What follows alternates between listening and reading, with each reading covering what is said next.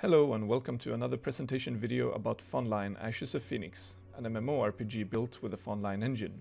Today we'll talk about skills. Mad skills. There's a total of 14 different skills in the game. Leveling up will give you skill points that you can then spend on skills to improve them. When you make your character, you tag 3 skills that will then progress twice as fast as the others.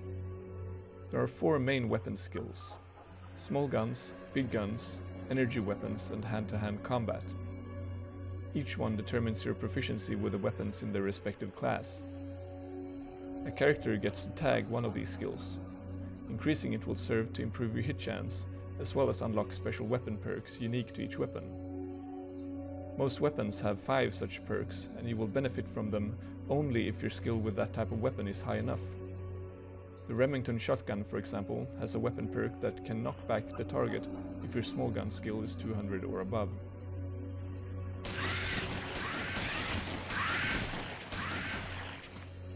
For hit chance computations, there's a skill bleed over for the weapon skills, meaning that improving one skill will also make you better at the others. This skill bleed over does not work for the weapon perks, however. This means that any character will be able to use any weapon, but can only be a real expert with one weapon class. Next, let's have a closer look at the secondary skills. Throwing is pretty straightforward and functions very similar to the main weapon skills. Improving it allows you to accurately throw weapons such as spears, knives and grenades over longer distances. Targeting the ground, you can use special types of grenades in tactical situations, such as a smoke grenade that blocks vision in an area for a short time.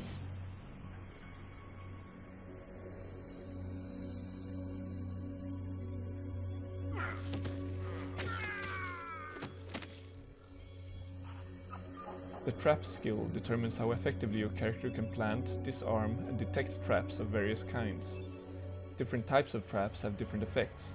Some simply deal damage, while others might cripple or disorient. Special ward traps can provide remote vision of an area of the map, potentially supplying the intelligence that turns the tide of battle.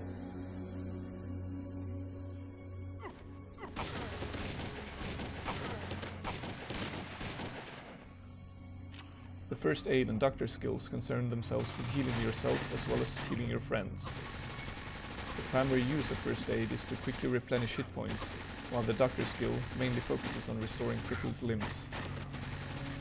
The higher those skills are, the more efficiently you can perform such operations, especially during combat. With the right skills and equipment, you may even be able to raise the dead.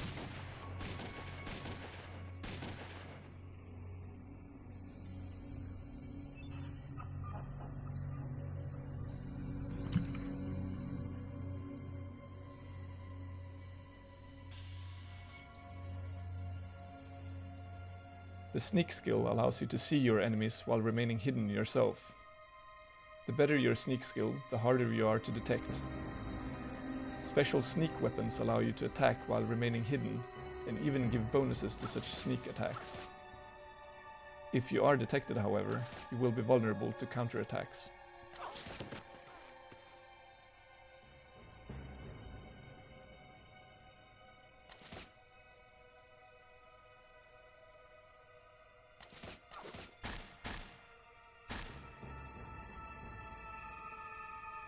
Finally, we have the leadership skill.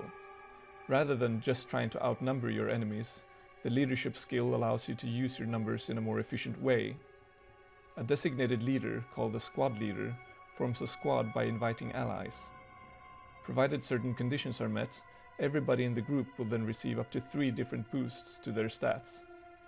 The boosts are selected by the leader from a list.